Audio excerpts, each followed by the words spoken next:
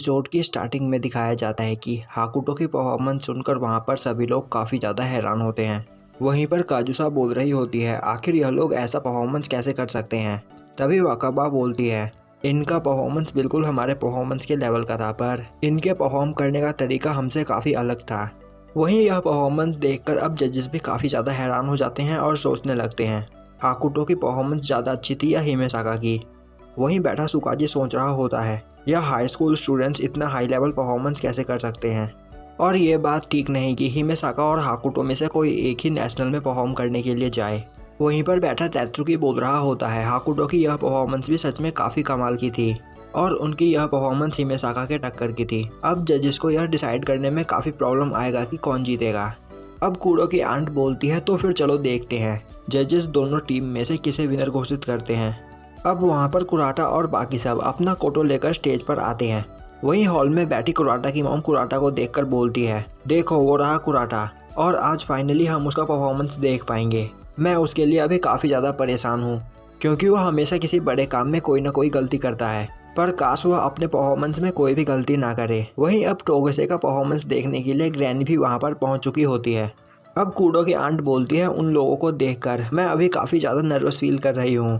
तेत्सुकी बोलता है, परेशान होने की कोई ज़रूरत नहीं है, क्योंकि मुझे पता है कि उन लोगों ने इसके लिए काफ़ी ज़्यादा प्रैक्टिस की है। वहीं बैठी होनामी बोल रही होती है, मिस्टर सुकाजी आप यकीन नहीं करेंगे कि उस टीम में 5 लड़के हैं, मैं यह देखकर काफ़ी ज़्यादा खुश हूँ। तभी सुकाजी बोलता है, हाँ, और उन लोगों को हाकुटो की परफॉर्मेंस को फॉलो करना है। और सच कहूँ तो हाकुटो की परफॉर्मेंस के बाद मैं किसी और टीम की परफॉर्मेंस नहीं सुनना चाहता। मैं बस यहाँ पर यह जानना चाहता हूँ कि हिमेसाका और हाकुटो में से कौन जीतेगा।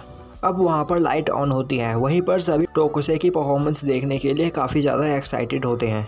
वहीं स्टेज पर से बैठी हुई होजुकी अपनी मॉम को हॉल के अंदर आते हुए देखती है, और अब होजुकी की मदर एक जगह पर आकर बैठ जाती है। वहीं उनके हाथ काँप रहे होते हैं। यह देखकर वह सोच रही होती है, आखिर होजुकी की परफॉर्मेंस सुनते वक्त मेरे हाथ क्यों काँप रहे हैं। और अब वहाँ पर होजुकी अपनी परफॉर्मेंस स्टार्ट करती है, और अब होजुकी की परफॉर्मेंस देखकर वहाँ पर सभी लोग काफ़ी ज़्यादा हैरान हो जाते हैं। वहीं खड़ी अकीरा सोच रही होती है, हाँ, यह वही म्यूजिक है जो मैंने उस टाइम पर सुना था, पर इस बार यह पूरी तरीके से अलग है। और अब वहाँ पर होजुकी की परफॉर्मेंस सुनते ही होजुकी की मदर की आंखों में आंसू आ जाते हैं, और उन्हें याद आता है कि बचपन में उन्होंने होजुकी से कहा था कि होजुकी की परफॉर्मेंस सुनकर हमेशा उनके चेहरे पर स्माइल आ जाती है, पर वह अपनी इस बात को भूल गई थी और उन्होंने होजुकी को उस तरीके से ट्रीट किया। वहीं बैठा सुकाजी सोच रहा होता है, आखिर यह लड़की इस तरीके का साउंड कैसे प्रोड्यूस कर सकती है। वहीं होजुकी की परफॉर्मेंस देखकर काजुसा भी काफ़ी ज़्यादा हैरान होती है। तभी सुकाजी बोलता है, भले ही यह लड़की कितना भी अच्छा क्यों ना परफॉर्म कर ले, मुझे नहीं लगता कि इसके टीममेट्स इसके लेवल के होंगे और इसके जितना अच्छा परफॉर्म कर पाएंगे। और तभी साने और कूडो होजुकी को ज्वाइन करते हैं, और अब उनकी परफॉर्मेंस देखकर सुकाजी काफ़ी ज़्यादा हैरान हो जाता है और वहाँ पर खड़ा हो जाता है। वहीं अब उन तीनों की एक साथ परफॉर्मेंस देखकर जजेस भी काफ़ी ज़्यादा हैरान होते हैं। वहीं बैठी डोजिमा सोच रही होती है, आखिर यह डिलिक्वेंट्स इतना अच्छा कोटो कैसे प्ले कर सकते हैं। और अब कूडो की परफॉर्मेंस देखकर काजुसा को याद आता है कि उसने कूडो से क्या कहा था, पर कूडो ने उसे गलत साबित करके दिखाया। और अब उन तीनों को कुराटा, मित्सु, हीरो और कोटा ज्वाइन करते हैं, और अब उन सभी का एक साथ परफॉर्मेंस देखकर वहाँ पर सभी लोग काफ़ी ज़्यादा हैरान होते हैं, और उन सभी को कुछ भी समझ में नहीं आ रहा होता। वहीं अब यह सब देखकर वाकबा सोचने लगती है, आखिर यह सब कर क्या रहे हैं। मुझे अभी तक लग रहा था कि बस होजुकी ही परफॉर्म कर रही है, पर यहाँ पर तो वह सभी लोग परफॉर्म कर रहे हैं। यह सभी लोग एक साथ एक ही लेवल पर है, और इनकी टाइमिंग भी बिल्कुल मैच कर रही है। यह पॉसिबल नहीं हो सकता। वहीं बैठे जजेस सोच रहे होते हैं, इन लोगों का साउंड बाकी स्कूलों से काफ़ी ज़्यादा अलग है, और यह सभी एक एक नोट को काफ़ी केयर से परफॉर्म कर रहे हैं। वहीं खड़ा सुकाजी सोच रहा होता है, आखिर यह बच्चे हैं कौन, और यह लोग ऐसे कैसे बने। आखिर इन लोगों ने कितनी ज़्यादा प्रैक्टिस की है जो वह इस तरीके से कोटो परफॉर्म कर पा रहे हैं। और अब वह लोग अपने पीस का सेकंड पार्ट परफॉर्म करना स्टार्ट करते हैं। वहीं वह सभी अपनी पुरानी बातें याद कर रहे होते हैं। वहीं पर बैठी होजुकी की मॉम सोच रही होती है, मैंने अपने लाइफ के सबसे इम्पोर्टेंट पर्सन को खोया था, पर होजुकी को देखकर मैं खुश थी, और मैं यह सोचा करती थी कि मेरे पास जो बचा हुआ है उसे मुझे प्रोटेक्ट करना चाहिए। और होजुकी हमेशा मेरे चेहरे पर स्माइल लाया करती थी, पर फिर मैंने ऐसी चीज़ को बचाने के लिए जो चीज़ मेरे लिए इम्पोर्टेंट थी ही नहीं, मैंने अपनी सबसे इम्पोर्टेंट चीज़ को छोड़ दिया। मैं सच में बहुत कमज़ोर हूँ। मैं उस टाइम बस वही कर रही थी जो दूसरे लोग मुझसे करने के लिए बोल रहे थे, और मेरे आंखों पे एक पट्टी सी बन गई थी, जिससे मैंने मेरी सबसे इम्पोर्टेंट चीज़ को मुझसे दूर जाने दिया। वहीं परफॉर्मेंस करती हुई होजुकी सोच रही होती है, मेरे साथ वह सब हो जाने के बाद मैंने सोचा था कि अब मेरा कोटो से कुछ भी लेना देना नहीं है और मैं कोटो प्ले करना छोड़ना चाहती थी, पर फिर मुझे मेरे दोस्त मिले जिनके साथ मैं आज यहाँ पर हूँ।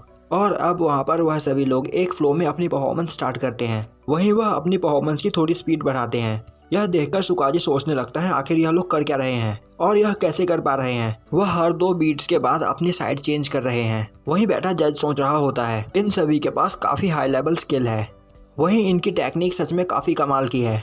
और अब वहाँ पर उन सभी को अपनी परफॉर्मेंस करने में काफ़ी ज़्यादा मज़ा आ रहा होता है। वहीं वह सभी अपना परफॉर्मेंस करके काफ़ी ज़्यादा खुश होते हैं और सोच रहे होते हैं कि काश हम यह परफॉर्मेंस बिना रुके कर पाते।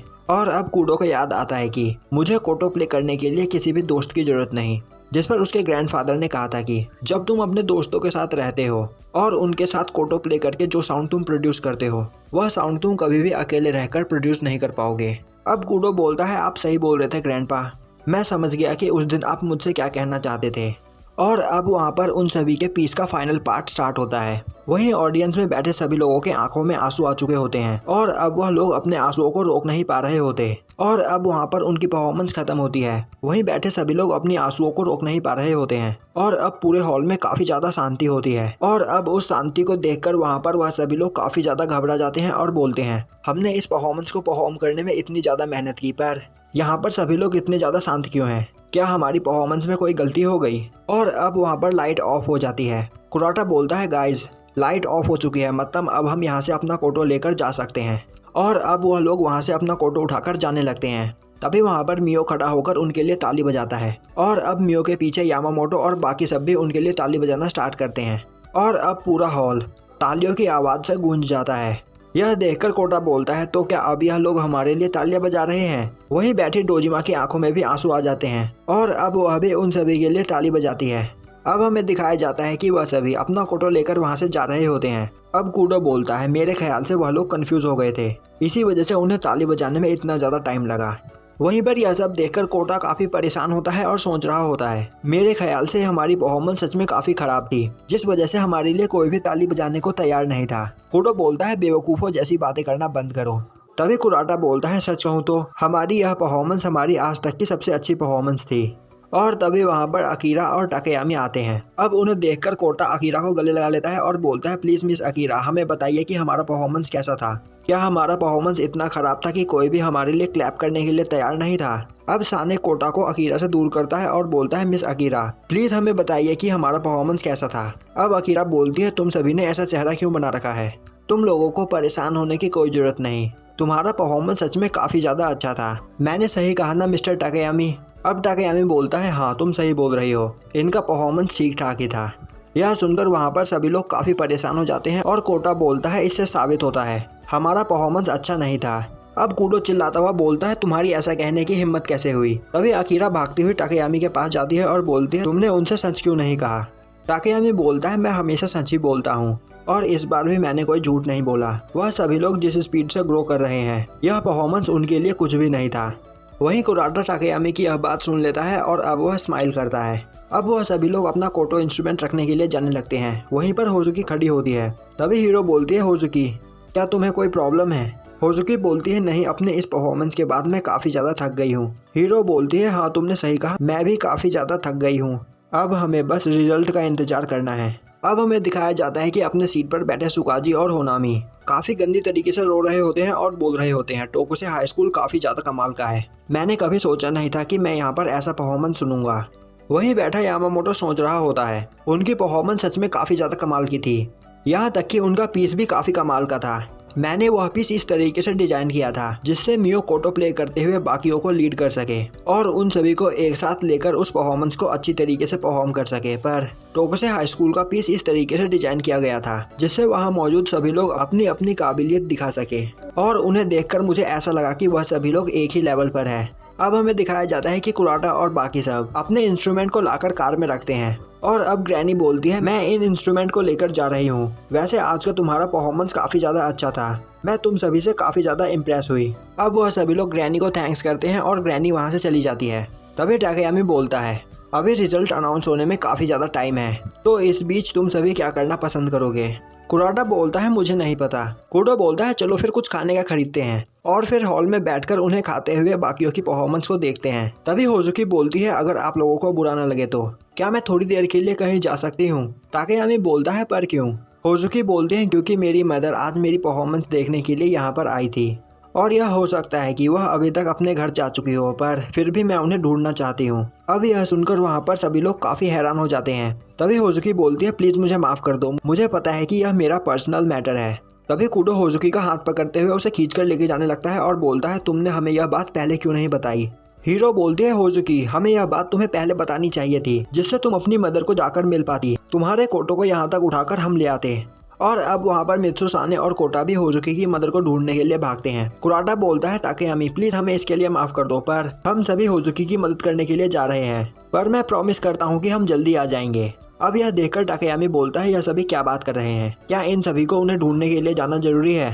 तभी अकीरा बोलती है मिस्टर ताकेयामी चलो हम भी चलकर उनकी मदद करते हैं। और अब वह सभी लोग वापस अंदर आते हैं और अब कूडो बोलता है तो फिर चलो हम अलग अलग हो जाते हैं और उन्हें एक साथ मिलकर ढूंढते हैं। हीरो बोलती है कूडो क्या तुम्हें पता है कि होजुकी की मदर कैसी दिखती है। कूडो बोलता है नहीं, पर इससे कोई फर्क नहीं पड़ता, हमें बस किसी ऐसे पर्सन को ढूंढना है जो किसी ग्रैंड मास्टर की तरह दिखता हो। तभी होजुकी बोलती है मेरी मदर ने किमोनो पहन रखा है तो उन्हें ढूंढना आसान होगा। और अब वह सभी लोग वहाँ पर अलग होकर होजुकी की मदर को चारों ओर ढूंढने लगते हैं। अब वह सभी लोग हर जगह होजुकी की मदर को ढूंढते हैं, पर उन लोगों को वह वहाँ पर नहीं मिलती।